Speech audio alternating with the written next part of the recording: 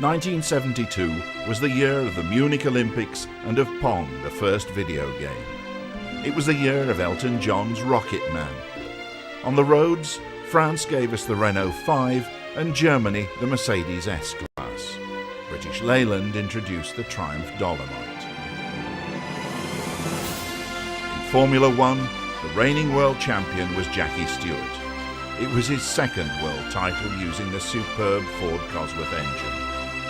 This off-the-peg power unit had transformed Grand Prix racing by enabling small teams to build their own cars around the Ford-sponsored V8. Teams like Ferrari, BRM and Matra Simca were racing using their own engines, but were finding it hard going against the Ford-powered competition.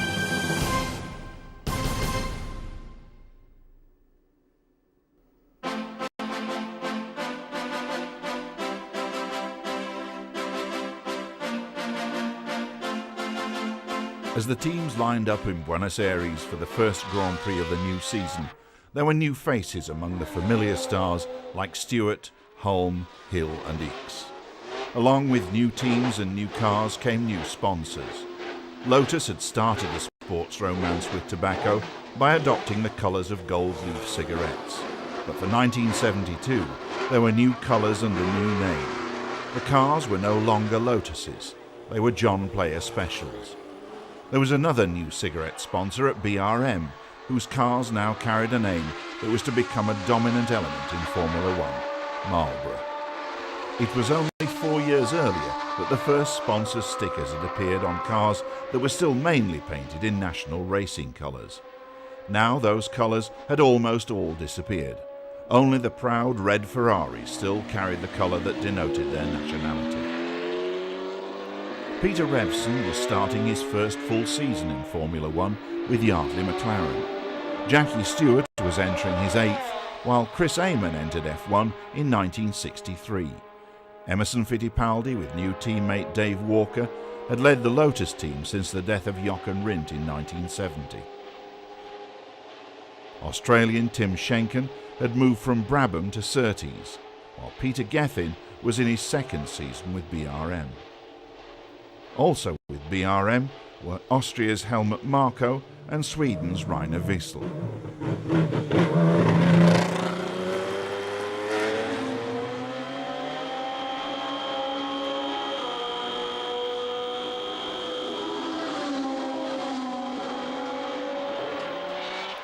Among the cars taking to the track in Argentina, the class of the field was reckoned to be the Tyrrell. In its first season of racing, the car had proved fast enough and reliable enough to give Jackie Stewart the championship, and there was no reason that driver and car should not repeat the success. The Ferraris were a threat, and with Jackie Ickx, Clay Regazzoni and Mario Andretti driving, the red cars were always potential winners. BRM was an unknown quantity, for its lavish new sponsorship meant the British team was running 5 cars. Maybe that was too many. The big question mark was over Lotus. Colin Chapman and the team had been hit hard by Jochen Rindt's death in 1970, and 1971 had been an unsuccessful year. But the Lotus 72 was a superb design, and Chapman could never be counted out. At the end of practice, however, it was Reutemann's Brabham on pole, an amazing performance by the local driver in his first Grand Prix. He led Stewart and the McLarens of Revson and Hulme. Fittipaldi's John Player Special was next, and then came Regazzoni's Ferrari. As the flag dropped to signal the end of practice, there was an interesting race in progress.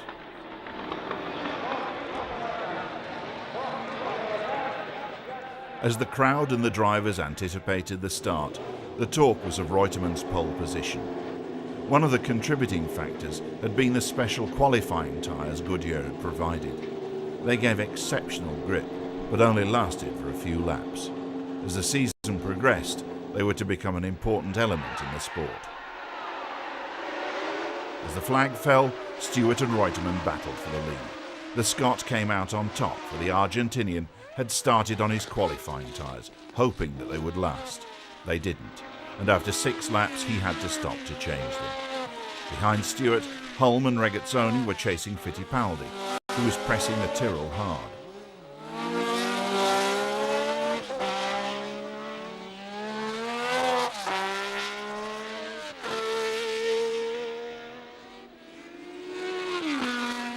On lap 20, Ferrari chief engineer Mauro Foghieri's day was spoiled when Andretti pulled into the pits to retire with a misfiring engine. Teammates Regazzoni and Ickx were still running, but all eyes were on Fittipaldi, who was right on Stewart's tail.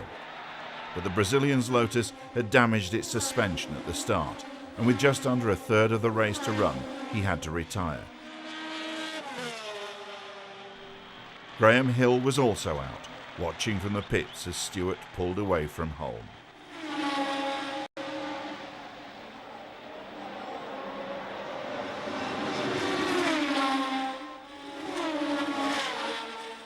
At the flag, the Scot was almost half a minute ahead of the McLaren, which in turn was half a minute ahead of third man Ickx.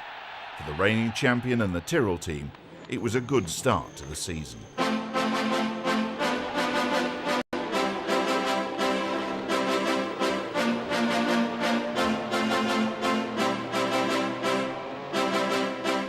The second race of the year was at Kyalami near Johannesburg in South Africa. As usual, the African sun shone brightly and the circuit, one of the more relaxed venues on the Grand Prix programme, gave the drivers and teams a friendly welcome. 2 months had passed since the race in Argentina, but there were no great technical changes in the cars. Various teams, including BRM, Brabham, March and Tyrrell, were working on new cars, but none of them were ready for the long trek to the Highveld. Designers prefer to have the first race with a new car relatively close to home in case something goes wrong and an overnight dash back home to the workshops required. So Jackie Stewart and the rest of the drivers were settling into familiar cockpits as they made the last-minute preparations before going out onto the track for practice. Stewart's car carried the number 1T. 1 marked his status as world champion, while the T meant the car was his spare and its times would not be counted for qualifying. Carlos Reutemann, in only his second Grand Prix, could only dream of having a spare car, but his time would come, as would Mario Andretti's.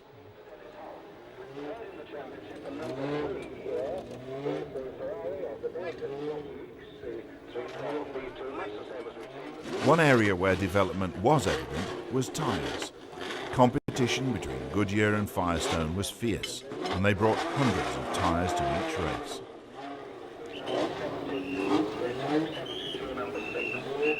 Francois Sever was beginning his third year with Tyrrell and was proving an excellent backup to Stewart.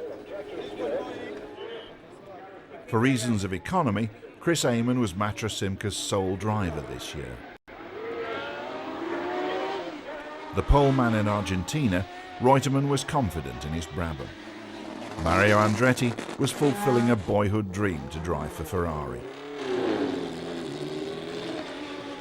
Henri Pescarolo's March team was managed by Frank Williams, operating as usual on the thinnest of budgets. Graham Hill hadn't had much success since winning the title in '68, but hopes were high for the Brabham team under new owner Bernie Ecclestone.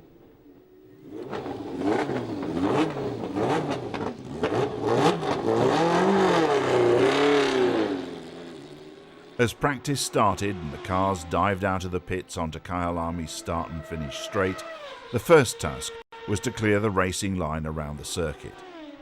The Johannesburg track was used less frequently than some of the European circuits, and its exposed position allowed the wind to blow dust onto it. In the first day's practice, the cars would clear the dust and lay down a coating of rubber that would create the grip they needed. In the meantime, the lack of grip encouraged the drivers to hang the tail out occasionally. It was easy to tell who was trying hardest.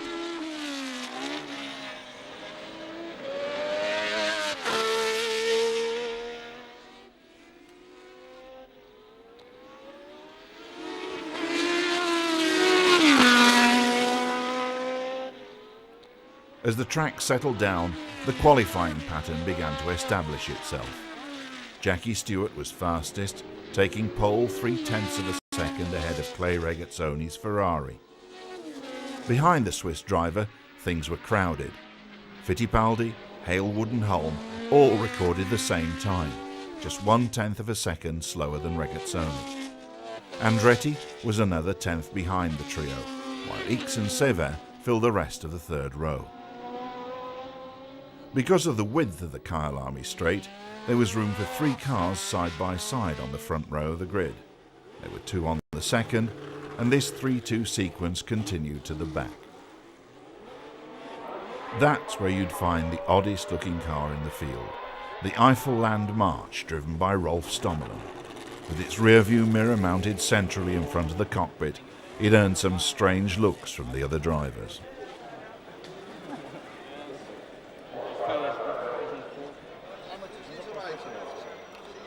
Race day arrived with typical Kyalami weather, clear skies and very high temperatures.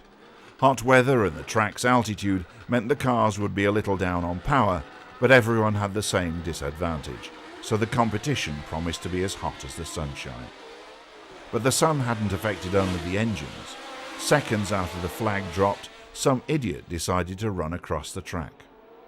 Fortunately, the man's stupidity had no effect on the leading drivers, and the race was able to continue.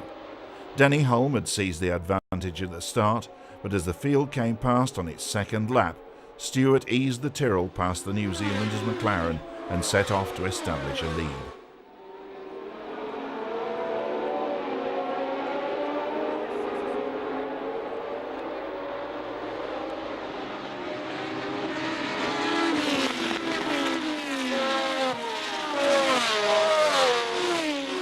Behind Stewart, Hulme, Fittipaldi and Hailwood were locked in a fierce battle, which saw Hailwood come out on top until his rear suspension let him down.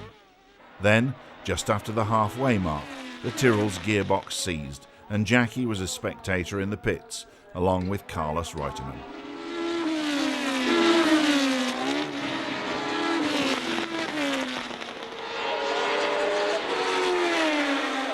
McLaren team manager Teddy Mayer's African Safari was to bring back a good bag. A win for Denny Hulme and third place for Peter Revson in the second Yardley McLaren. More importantly, Hulme's 9 championship points put the New Zealander ahead of Stewart and Fittipaldi in the race for the world title.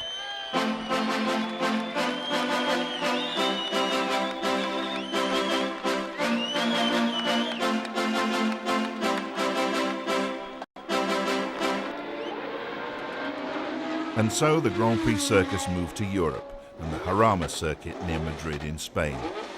The form book was now a little clearer. Stewart was still a major contender, but other teams like the Surtees outfit with Mike Hailwood had made progress.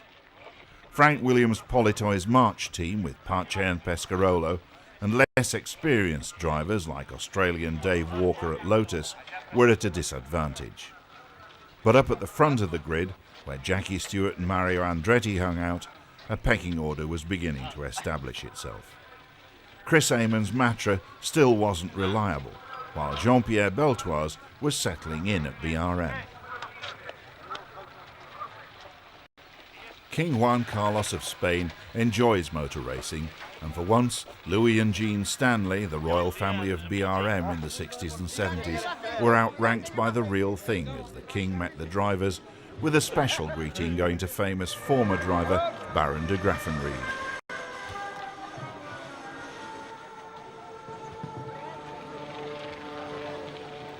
Ron Toranak of Brabham and Colin Chapman of Lotus had both been major influences on Formula One design, but Toranak, unhappy under Brabham's new ownership, was soon to leave the team.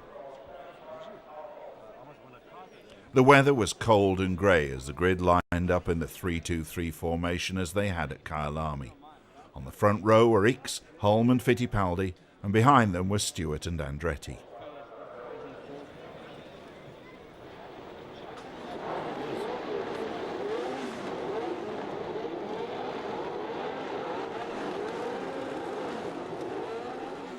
Stewart took the initiative at the start and grabbed first place, but on lap 8, Fittipaldi slipped past into the lead. He was followed by Ickx, Hulme, Regazzoni, Andretti.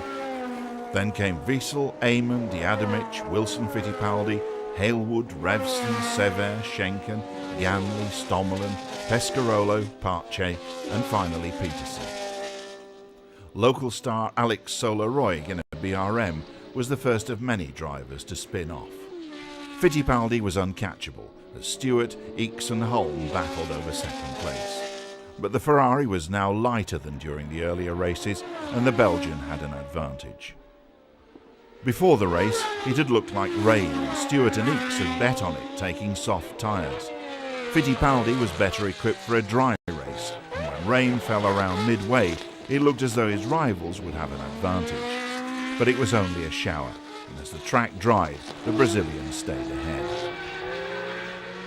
At the finish, the flags were being prepared to signal Emerson Fittipaldi's second Grand Prix victory. Technically speaking, this was the first win for a John Player special, but few would call it anything but the 43rd for a Lotus.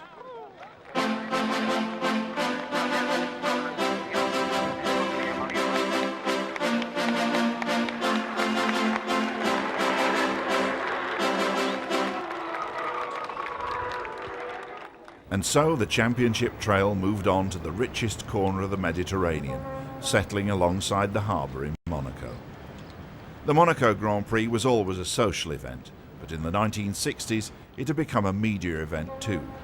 In the days when Formula One still had to fight for TV time, the Monaco race was one that always got worldwide exposure, which attracted even more of the beautiful people like skiing star Jean-Claude Killy. François Sévère's film star looks made him at home in Monaco, but as Beltoise and Gethin of BRM found out, so long as you were a driver, you didn't have to look like Steve McQueen.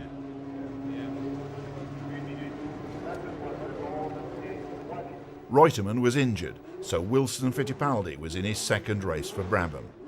Another newcomer was Britain's Brian Redman, driving for McLaren, while Revson raced at Indianapolis. In the days before standardised race weekend timetables, practice at Monaco was always a rushed affair. Talking over the car's setup with the mechanics was a vital element. You tell me one lap of it, I hear Ken. No, you're all right for that. You've got new pads.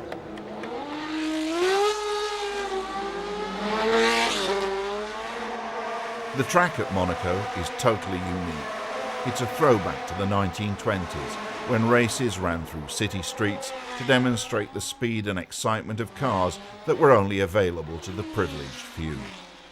The first Monaco Grand Prix was run in 1929, and the circuit of 1972 was exactly the same, starting on the harbour front, climbing up to the heights of Monte Carlo, and then snaking down through this section to run back through the tunnel and alongside the sea to return to the harbour. This corner used to be the station hairpin, but in 1972 the station had gone. It was just the building site on which next year another new hotel would stand. With practice over, Fittipaldi was on pole ahead of Ickx. Regazzoni's Ferrari was next, followed by Beltoise in his BRM. On race day, however, he and the rest of Monaco woke up to pouring rain. But for him, it was to be the brightest day of his life. Controlling the V12's power superbly, he took the lead from the start and dominated the race. Behind him, every other driver had to drive into a curtain of spray that obscured everything. The spray only fell back on the slowest parts of the course, like the old station hairpin. But on these corners, there was always the danger of applying too much power too soon and spinning off.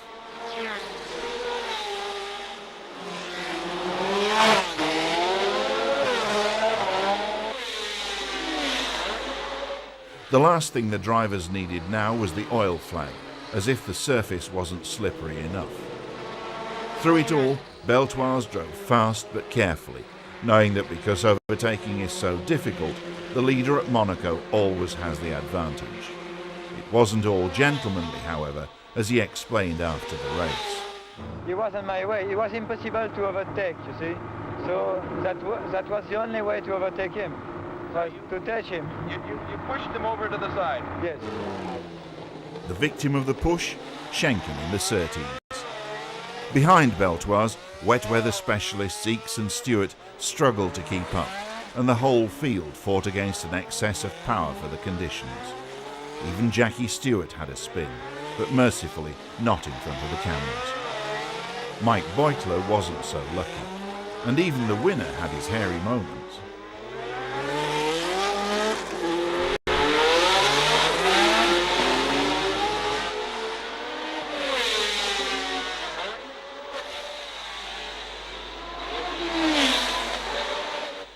The 1971 race in dry conditions had lasted just 8 minutes under the 2-hour mark. This one was to last 2 hours and 27 minutes, all but 5.3 seconds. But as the final laps reeled off, Louis Stanley of BRM could smile in anticipation of a champagne celebration.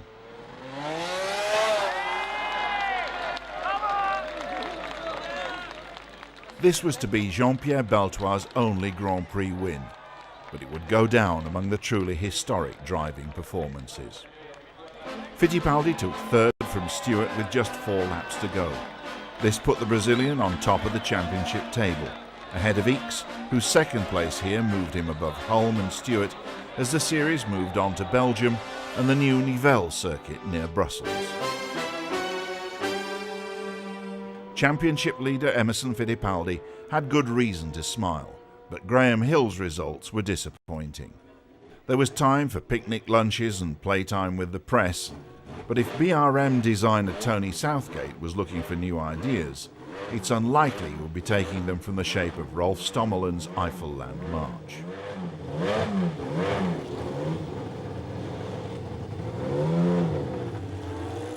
As the cars went out for first practice under the guidance of enthusiastic local marshals, there was one notable absentee. Jackie Stewart had been diagnosed with a stomach ulcer, and the Tyrrell team was down to 1 car and François Sever. On his home ground and second in the championship, it was expected that Jackie Ickx would be a contender for pole position. He was a contender, certainly, but he couldn't make the front line of 3 cars. That was made up of Fittipaldi and Regazzoni, who shared the fastest time, and Hulme. Ickx was on line 2 alongside Sever, receiving all the attentions of the Tyrrell team and repaying their efforts. On the evidence of practice, however, this was going to be a battle between Ferrari and Lotus.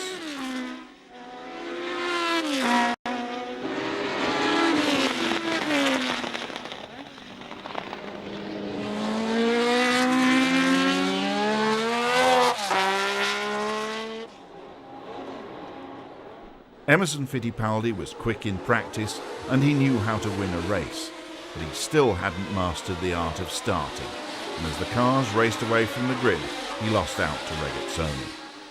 The Swiss led for 9 laps, but Emerson stuck with him and slipped past just as soon as an opportunity presented itself. Behind him, Regazzoni clung on, but Hulme, troubled by a vibration in his front wheels, was unable to make any impression. Ickx's engine was out of sorts, and that left Sever sticking with the leaders and moving up as their problems struck.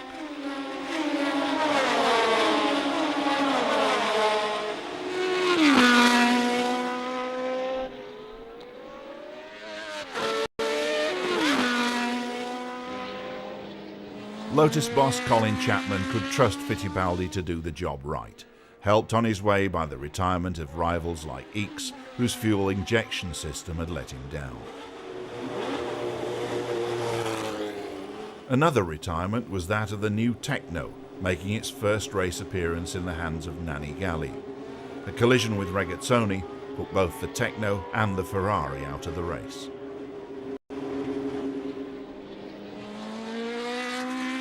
Fittipaldi had dominated the race, and when the flag fell, he was almost half a minute ahead of Sever. Half a minute further back was Denny Hulme. On the podium, Emerson's smile was outshone only by that of François Sever, who could be pleased with the way he had performed while the boss was off sick. Jackie Stewart wouldn't be too happy, however. Both Fittipaldi and Hulme had extended the gap between him and the top championship positions.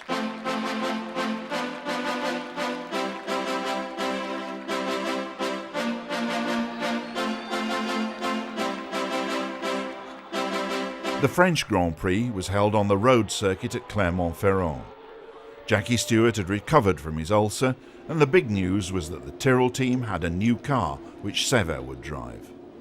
There was also a third Lotus driven by South African David Charlton, but it failed to qualify. Stewart's plan was to rely on his knowledge of the circuit to keep him competitive in the older car. Why don't we do one turn? It's the only way I can feel it. It's okay, the gear change is still bad even though I do it slowly.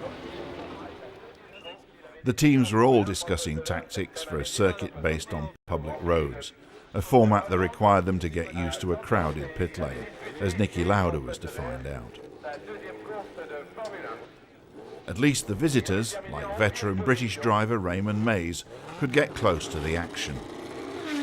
Keeping an eye on the action behind him was Chris Amon. He had a new, lighter Matra this weekend, so new the mirrors hadn't been fitted yet. Moving on to the final grid position now, in the same order. Williamson Jabouille. On the track, the tight corner just before the pits saw plenty of embarrassed drivers. But no one was more embarrassed than Francois Sever, who spun and bent the brand new Tyrrell and then had to explain himself to the team owner. Francois thought it was a mechanical problem. Ken didn't. We have no wishbone. One wishbone is bad.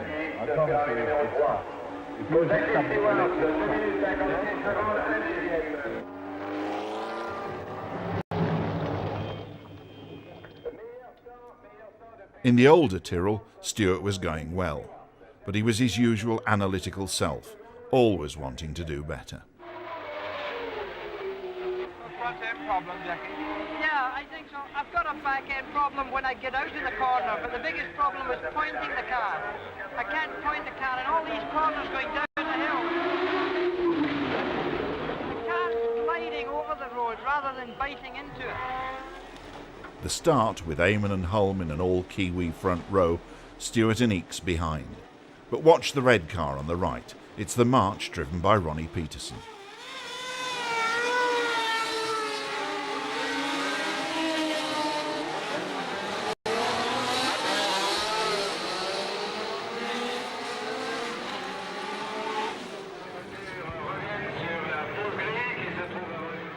Eamon had qualified 0.8 of a second faster than Hulme and over 1.5 seconds faster than Stewart.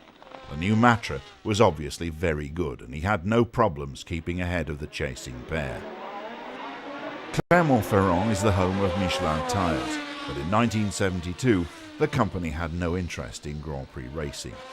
This meant that the big money battle between the American giants of Goodyear and Firestone was taking place in the backyard of their biggest commercial competitor.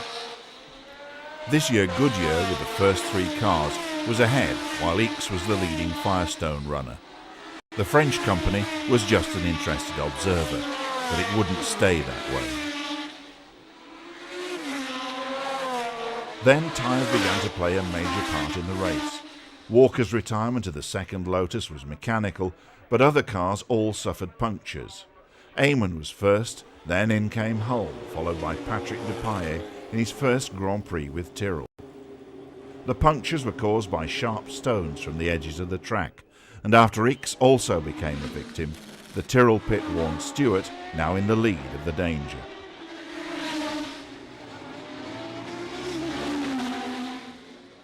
Driving precisely to avoid damaging his tyres, Stewart held his lead to the flag, keeping ahead of Fittipaldi and somehow, it seems, causing the official with the flag a degree of unhappiness.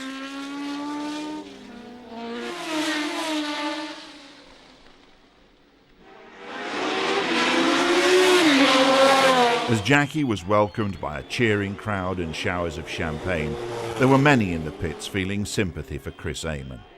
The unluckiest man in racing drove back through the field after his puncture to finish third, but a trip in a Rolls-Royce was no consolation for losing an almost certain win.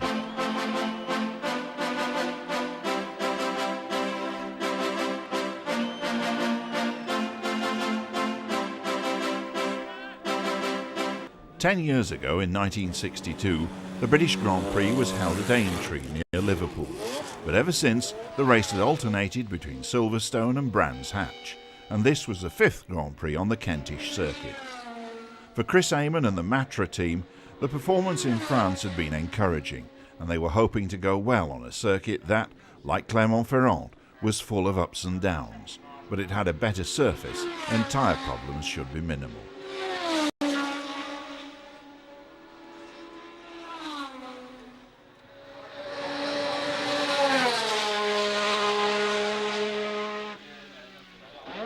With 34 out of a possible 45 points in the first half of the season, Fittipaldi was firmly placed at the top of the World Championship. For the Brazilian, the only real challenge was from Jackie Stewart, for Denny Hulme had been involved in a crash while racing in the Can-Am Series in America. He wasn't injured, but he was off form, and this weekend would be no threat to Fittipaldi's championship hopes.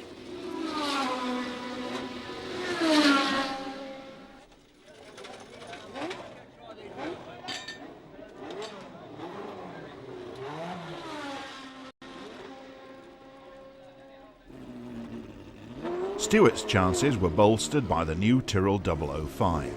It had been fast in the hands of Sever in France, and now it was the chance for the team's lead driver to test its possibilities.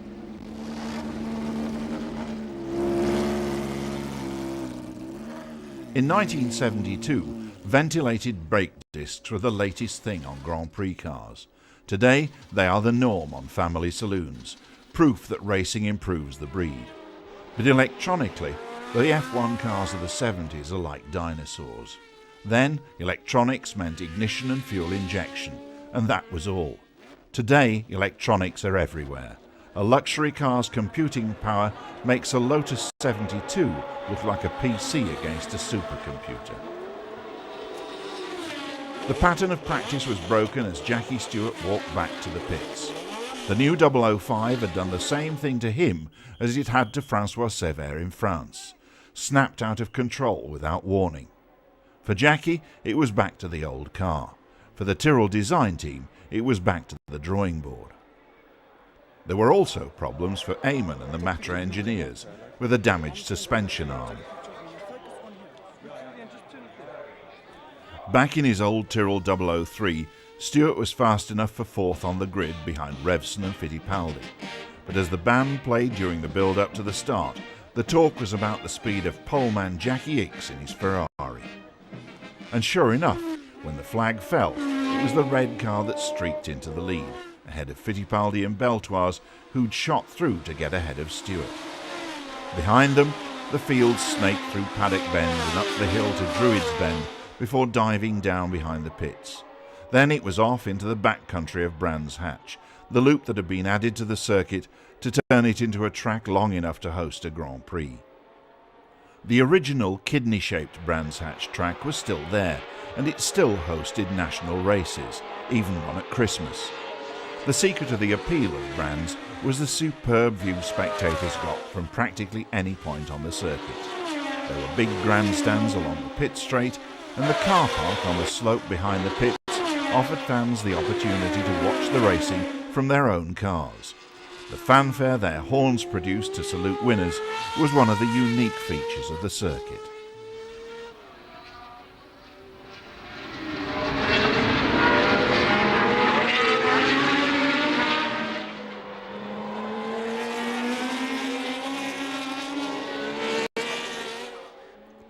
Finally, Stewart managed to get past Beltoise, but he was a long way behind the leading pair, which was dominated by Ickx.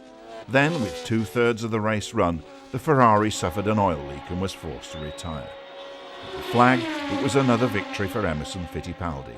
But during the latter stages of the race, Stewart had caught up with him, and he had to fight every inch of the way. Revson, who finished 3rd, was over a minute behind. The post-race celebrations were not just for the win. Although Stewart, Hulme and Ickx all had a theoretical chance of taking the championship, Fittipaldi's grip on the title was tightening. He'd scored points in 6 out of the 7 races run so far, and he had won 3 of them. Beating him would be difficult. The German Grand Prix at the original Nürburgring used to have 100,000 spectators. but there were parts where no spectators were allowed. Only film could give us this view. Only the drivers got a better view, but it's unlikely they were able to appreciate it as they sped through over 14 miles with 89 left-hand and 85 right-hand corners that needed thousands of gear changes in the course of a Grand Prix. In 1972, the ring belonged to Jackie Ickx and his Ferrari. His pole time was a second faster than that of Jackie Stewart in second place and 2.9 seconds faster than Fittipaldi in third. As the Belgian led away from the start, he took a lead he was never to give up. Behind Ickx, the battle was between Fittipaldi and Regazzoni. Stewart, who'd been squeezed out at the start, was fourth, but fighting back. Ronnie Peterson, in a march that was at last worthy of his talent, was also in contention.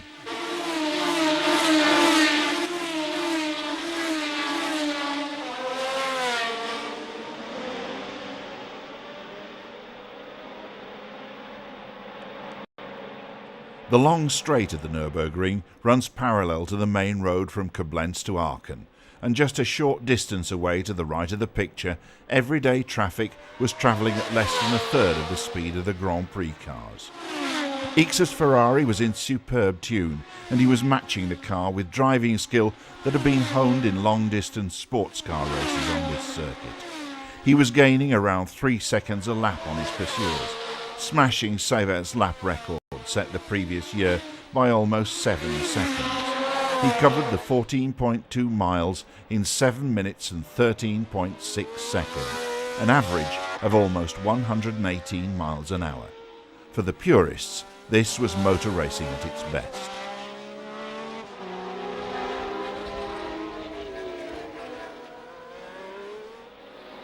A report that Fittipaldi's car is smoking. Then, on the 10th of the 14 laps, Fittipaldi's gearbox seized and he caught fire right behind the pits. For the first time since Argentina in January, the JPS had suffered a mechanical failure. The toughest course in Grand Prix racing was beginning to take its toll. The battery on Beltoir's BRM was hanging loose, earning him the black flag, and the timekeepers were beginning to lose cars from their lap charts.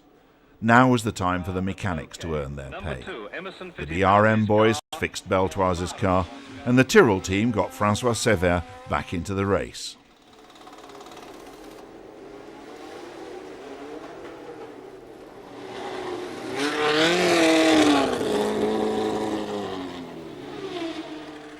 In the Williams pit, Carlos Pache had a longer stop, but he still rejoined the battle. Although fixing his visor cost valuable seconds.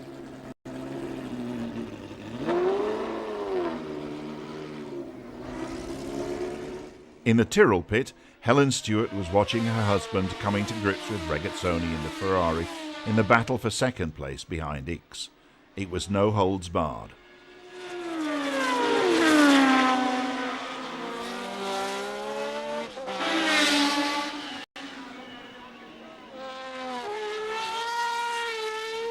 And then, on the very last lap, the two cars tangled.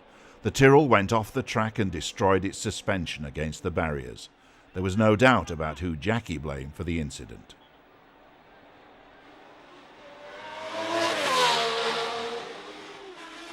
For Ferrari, first and second was a great result, and the team was justifiably jubilant. Ronnie Peterson and March could be happy with third too, but the big loser was Jackie Stewart. To lose second place in a race where his greatest rival had retired was a bitter blow to his championship hopes.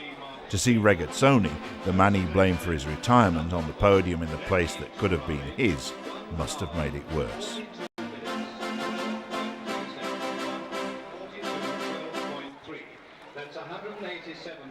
On to the picturesque Austrian countryside and the Österreich-ring at Zeltweg. For Ronnie Peterson, the work of the March engineers was beginning to pay off. But Tim Schenken was perhaps considering an alternative career, while Carlos Pache was having to work hard at Williams. But they all had it easy compared with the fledgling Connu team. Driven by François Migaud, the car was designed by Peter Connu, formerly with Surtees. Hopelessly underfunded, this was to be its only Grand Prix appearance. But at least it showed that a small team could play on the same playing field as the big boys. Unfortunately for the little guys, the big boys' toys were much more expensive. For a team like Konu to mix with the likes of Tyrrell, Lotus, Brabham and Ferrari needed a special kind of talent and a healthy slice of determination. Unlike today's qualifying, practice in the 1970s was not all about flying round the track. More time was available in those days, so conferences, consultations and just plain old conversations were going on all along pit lane as drivers, mechanics, managers and engineers worked on problems, discussed tactics or just chatted with their mates.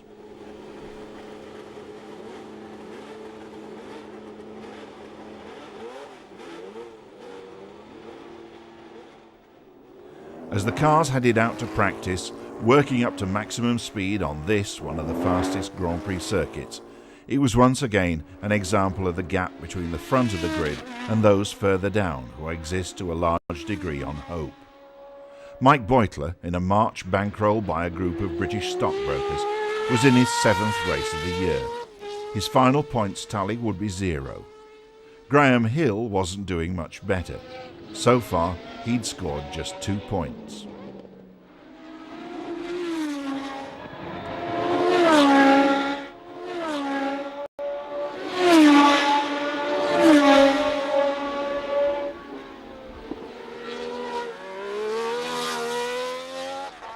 Jackie Stewart, 4th on the grid, had got a Goodyear cowboy hat, but Jochen Rindt's widow Nina looked a lot smarter in hers. After practice, Gethin and Ganley can chat. Emerson Fittipaldi gets over simple questions from the press. You had bad luck at Nürburgring. What happened there? Oh, I had a problem with the gearbox. Start jump out of gear and then broke the gearbox. You feel you're still going to win the World Championship? Oh, it's still a long way to go, you know, but we have to try. You got 43 points. Who's in second place now? It's Jackie. Yeah. Jack Stewart and Jack Hicks, they're very close, you know. I think still a long way to go. I prefer to wait. Emerson may prefer to wait, but the starter waits for nobody as the grid, led by Regazzoni, moves up to the line ready to be unleashed. The Swiss driver was caught out at the start and lost his pole position advantage. Stewart was able to get past him, and after the problems he'd had with the Ferrari driver at the Nürburgring, he was no doubt keen to open up as big a gap as possible. Fittipaldi took longer to get past Regazzoni, but he managed it in the end, and after 10 laps, Stewart, Fittipaldi and Holm were running 1, 2, 3, and Regazzoni was on the verge of retirement with a fuel feed problem. Fittipaldi was on top form, and on lap 23 he outbraked Stewart and passed him. The Tyrrell's handling was deteriorating, and Stewart knew that he couldn't catch the Lotus. If Fittipaldi won, the title would be almost in his hands. Thinking tactically, Stewart decided not to hold up Holm, who might be able to beat the young Brazilian. The New Zealander took up the chase, but to no avail. He could only manage second ahead of Revson. Stewart, fighting handling problems that got worse as the race progressed, slipped back to finish 7th.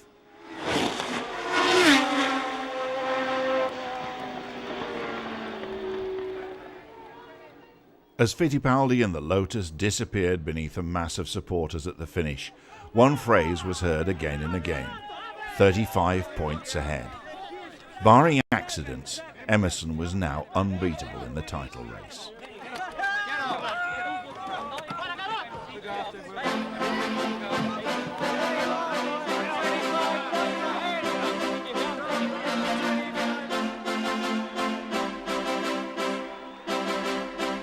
Jackie Stewart arrives at Monza by helicopter, but for BRM drivers Peter Gethin and Howden Ganley, the transport is a hire car driven by Gethin, who won here in 1971.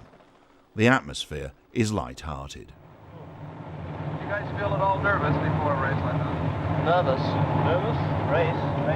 There's a race today. We're just going to the beach, aren't we? I think you do feel nervous, but not any more so than, you get used to it. I think Every week you're doing it. You're not so much nervous as trying to work out what you're going to do, what you're not going to do. Okay, we're just going to get the medical done. Arriving in the paddock, drivers greet their friends. For Jackie Stewart, it's Tyrrell designer Derek Gardner. Emerson Fittipaldi finds sports car race Vic Elford with his wife and Goodyear's racing boss. And when characters like Graham Hill and Mike Halewood meet up, there's always a joke. Yeah, I know, it's tacky old clothes. Times are rough. As the cars lined up, Eakes was on pole with Eamon second. Stewart, back in the new 005, was third. But his championship hopes were about to die. Watch his car on the right-hand side of the second row.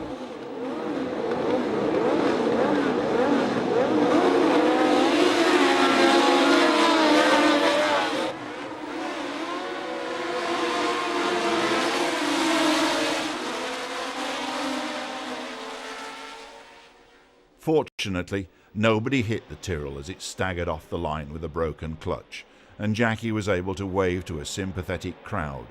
But now he knew that Fittipaldi's title had gone from a strong possibility to a certainty.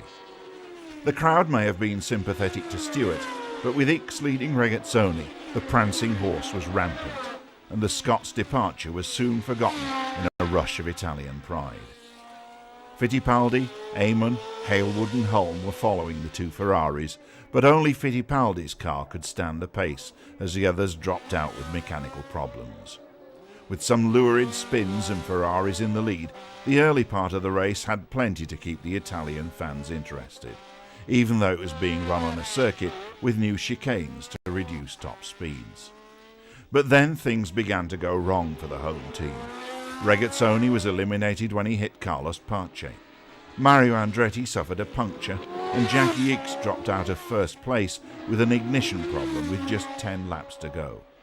And the man who inherited the lead, Emerson Fittipaldi. In another example of his driving skill and the car's reliability, he thundered home to his 5th Grand Prix victory of the year and the world title. Colin Chapman threw his hat in the air and the Italian crowd invaded the track. There's no better place to win a world championship than at Monza. It's a mecca of motor racing and it treats its champions with adulation and devotion. For the 25-year-old Fittipaldi and his wife, it must have been unforgettable.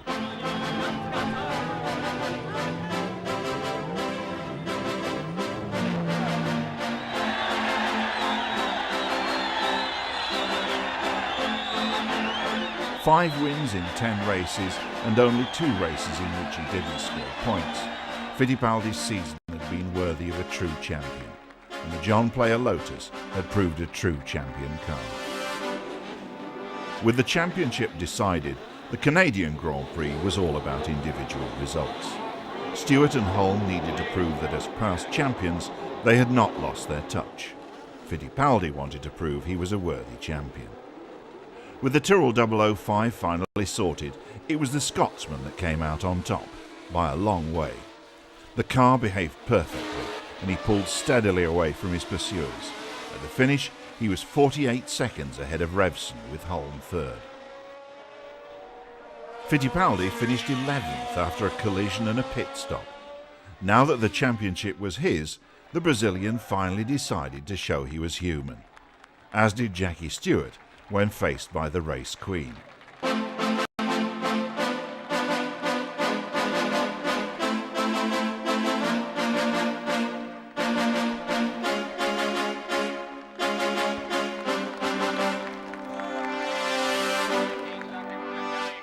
The final race of the year in the traditional autumnal surroundings of Watkins Glen in upstate New York. For the Tyrrell team, there was plenty of reason for confidence. The 005 had proved itself, and now Sever had one too. Things looked good for 1973. Fittipaldi could look forward confidently as well. The Lotus JPS was still the car others were judged by. Stewart was on pole and shared the front row of the grid with the 2 McLarens, but Fittipaldi was back on row 4. The race was run in bright sunshine, but as usual at Watkins Glen, It was cold and a stiff breeze was blowing the colourful leaves from the trees. Cold conditions make it difficult for the tyre technicians, for cold tyres don't work as well as they should. In this race, it was the Goodyears that had the best performance and the Firestone runners were at a disadvantage. The company's two fastest runners, Regazzoni and Fittipaldi, were 6th and 9th on the grid. It was no surprise, therefore, that Goodyear dominated the race. For Stewart, it was a perfect afternoon, for he led from start to finish. To confirm the performance of the new Tyrrell, Francois Sever, 4th on the grid, was in a secure second place while Denny Hulme was lying 3rd. These positions would enable Tyrrell to beat McLaren to second place in the Constructors' Championship. The new champion's North American bad luck continued when he retired with handling problems, but Ronnie Peterson, who would be his teammate next year, was 4th.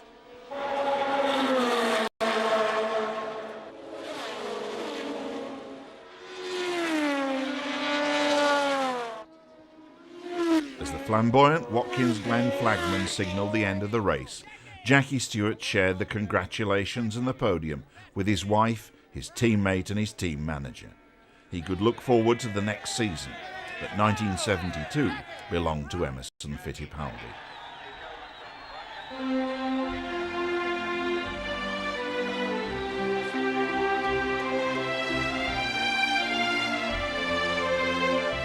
Fittipaldi's win in the 1972 championship showed that Lotus, whatever it might be called for the benefit of the sponsors, was an organisation capable of producing great racing cars and finding the best men to drive them. It also showed that the Tyrrell operation, coupled with the driving talents of Jackie Stewart, could take on the world and win. To the traditionalists, it showed that Ferrari could never be counted out.